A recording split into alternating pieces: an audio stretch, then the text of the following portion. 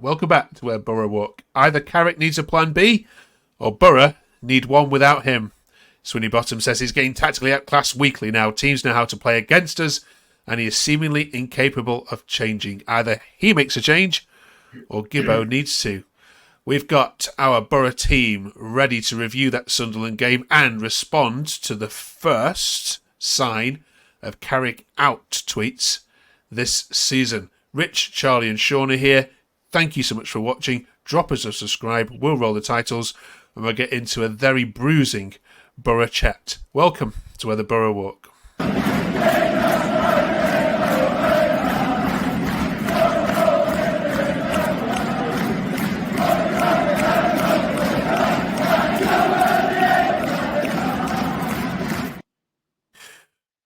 Welcome back, Rich, Charlie and Sean. And as we've said, if you haven't yet found the channel yet, do drop us a subscribe.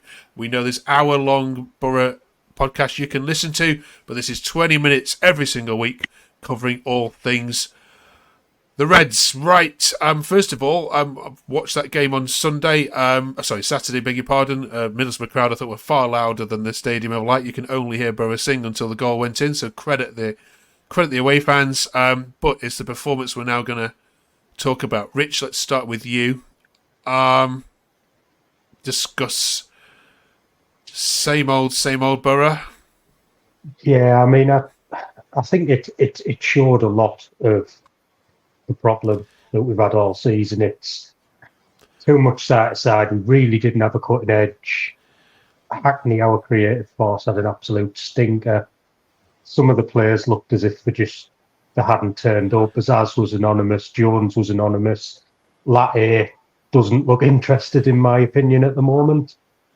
I don't know. I'm certainly not Carrick out, but something needs to change. We need to learn. We can't keep having the same press conference every week where he's saying we need to find a way around it. He needs to do it. Yeah, it is getting a little bit repetitive, even this small podcast, Sean, where we come on each week and say, yeah, playing well, creating some chances, but even we can't even say this week you created that much. Conway should score in the first half, shouldn't we? But other than that, that was pretty pedestrian from your guys. Yeah, no, it was abject. Just not good enough. Sorry, Sean, hold on. Yeah, thanks for that, Rich. What was your take on it, Sean? Yeah, sorry. I'll start afresh. It was pretty spiritless. I just, this is a derby for us, and we don't ever hide from the fact that it's a massive game for Boro, regardless of what Sunderland think and whether we're close rivals or not. There just wasn't enough. I'm happy to defend most weeks, and most weeks, in fairness, we've created a lot, played pretty well, but there wasn't really anything for us to go at. We weren't dynamic. I think at the moment, Michael Carrick is trying to keep everybody happy, and I think sometimes that means he's shoehorning players into positions that aren't ideal. I mean, we brought Conway in. I like him. He's tidy. He's a good player. He's not a number 10. He's certainly not in the mould of an Akpom who can accept the ball on the half turn and join the play up a little bit. Azaz is playing on the left. He's not the quickest. I prefer him in the centre where he can dictate a little bit more and use his quality. But now lots of square pegs in round holes for me. Okay. It won't surprise you that social media was full of quite angry Boro fans. James says, as you intimated there, Sean, the left side is a big problem. Playing two strikers is leaving us exposed. Team sitting in is the easy way to beat us, and slow sideways backwards passing won't work. I think we have too many players in this squad, and prior to the disharmony that causes, we actually don't know our best team. Sean, just coming back to you because you mentioned that left side. Is that left side a biggest problem as people are pointing out?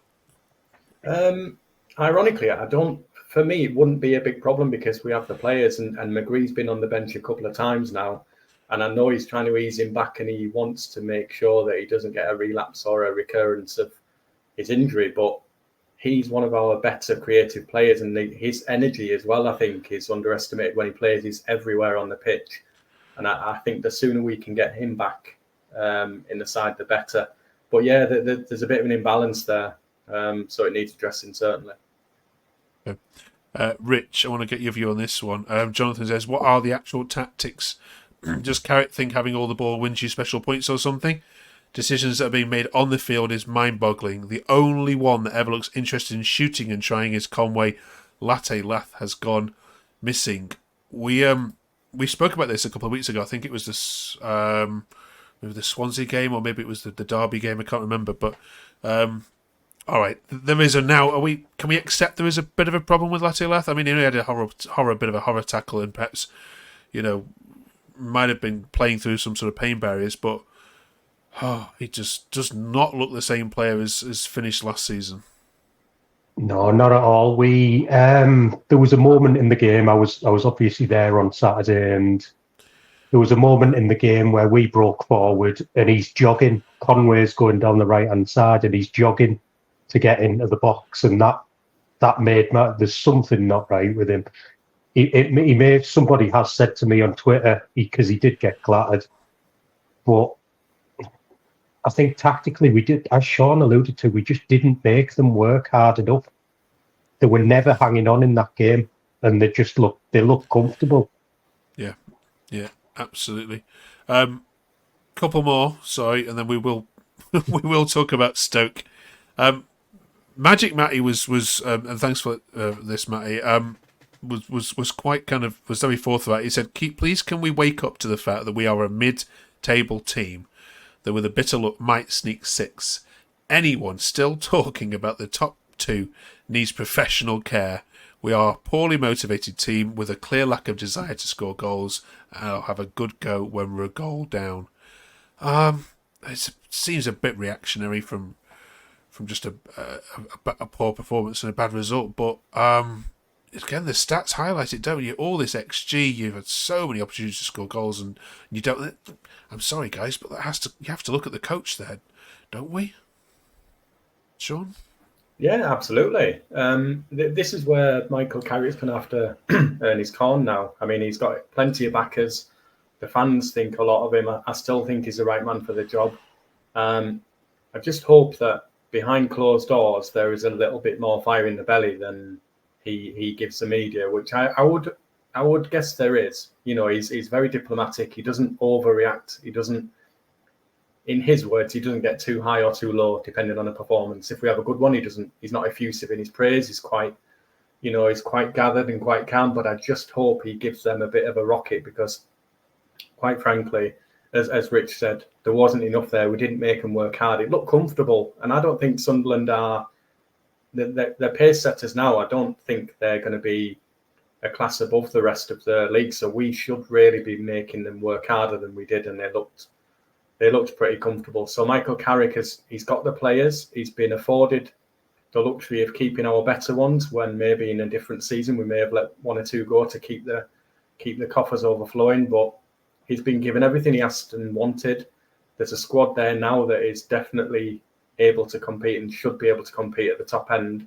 And I think it's up to him now to find that formula. Rich, there is no chance, is there, that Gibson's going to get itchy here? I mean, very first pod we did here, we spoke about this is a big season for Boro, probably more than any other team, because it's the end of the project and he's now had building time. It's not like Norwich or Sunderland. They are starting their little project. So this is huge for Gibson, isn't it?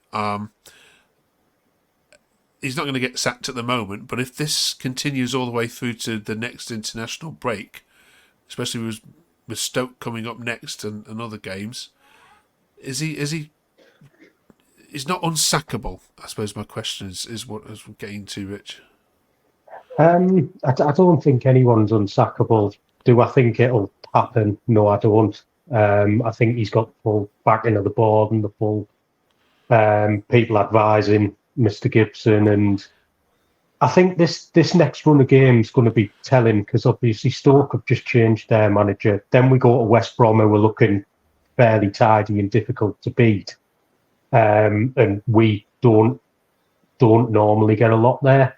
Then we go to Watford, so if you're coming out of them games with 0 points, then I think rightly so, questions have to be asked. And I'm sure them questions will be asked. But no, I don't think he's going to pull the trigger. Okay. Stoke next then, Sean, a team that's already been to the Riverside once this season and come away with a handsome victory and a new manager obviously in town this week.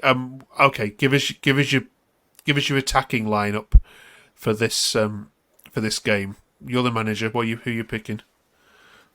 I'd go a bit more orthodox actually. I'd go 4 at the back as we have done.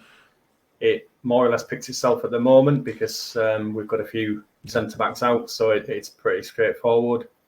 Hackney and Morris again basically pick themselves in the middle. I'd try and go a bit more orthodox with our wingers and get a bit of width and a bit of pace in there. I'd go with Doak instead of Jones on the right. I know 1 or 2 probably would have at the weekend. I was probably one of them. I don't dislike Jones. I think he's a very good player, but I do think he has peaks and troughs, and at the minute, he's just not on it. I'd get McGree in there on the left. You know, if he's fit enough for the bench, then he's fit to put the shirt on and play. I wouldn't have Conway in the 10. I'd be tempted to bring Azaz into the middle. Maybe even put Conway as a number 9 and bring Latilat out the spotlight, and maybe just send him a message and sort of say, yes, you were our talisman at the back end of last season, but you're not undroppable, and you certainly haven't warranted a guaranteed place on the last few games. How's it on to you, Rich? Similar sort of thinking, to be honest. I think McGree, if fit, has to come back into the team because he offers so much ticking over. He's always got that ability to open a defence. I don't agree with the latter coming out because I think we saw in the cup game that Stoke play a very, very high line, and Coburn managed to get in a couple of times. So I'm sort of hoping they come and do the same despite changing manager. And I mean, once Laugh's away, you're not catching him, and if he can get on the end of something, fingers crossed, it's a start of something. But I think we've got a lot of work to do. I'm very, very frustrated this week. Yeah. Yeah. I mean, I'm not a Boro fan, but I was frustrated for you. And I don't know, Jones is a frustrating player, isn't he? Really is. I mean, his touch is so poor at times, and makes so many wrong decisions. When he turns inwards, should turn outwards. So yeah, I share your pain watching that. All right, if you're a Boro fan, tell us what can be done to fix this muddle. Before we let you go, we are on the final review of positions. We're on to right backs, as we mentioned last week. In terms of strength and depth for both of you here, is this a strong area? Sorry, Sean, we've got that badge over your head. Sean, discuss. Yeah, Luke Ayling has been pretty solid this season. I don't think anyone is sort of dislodging him from the side. Behind that, I actually thought Dykesdale would have been moved out, but I guess sort of consequences and stuff have dictated that he's had to play a little bit. He played in the cup and looked really good. My only concern with the backup is that Dykesdale, he can be really good going forward. I always feel like there's a mistake in him, sometimes positionally, or he might give away a silly penalty or free kick. It's not our strongest suit, the right back area. I know he likes Tommy Smith, but he will have been out for over a year, and it will be a bit of a case of bringing him back very, very slowly, similar really to Matt Clark last season, but not really any cause for concern unless we get another major injury in that department. I think Ayling's pretty much nailed down in that spot. Okay. What about you, Rich? Yeah, very much agree. Expected Dykesdale to leave. I think the ideal scenario before we needed the left back with Bangura's injury would have been to get a youngster in that position and let him learn off Ayling to sort of come forward in seasons coming. But as we stand, it's not an area that worries me. I think we've got ample cover. I think even if we get if Ayling, something was to happen to Ayling, God forbid, I think we've got enough there to make sure we're covered. And Vandenberg did a really good job when asked to play there last season. So yeah, I think we're covered. Okay. All right. Thank you very much. Next week we start on the midfield, and of course we will review that Stoke game as well. Thank you very much for watching. This is Where the Borough Walk. It's the only 20-minute Middlesbrough podcast you'll find on the internet. Thank you for watching. Drop us a subscribe and a like if you haven't done already, and we'll see Rich and Sean and Charlie, hopefully with the internet connection sorted, back next week. Thank you, fellas. Thank you. Cheers. Cheers.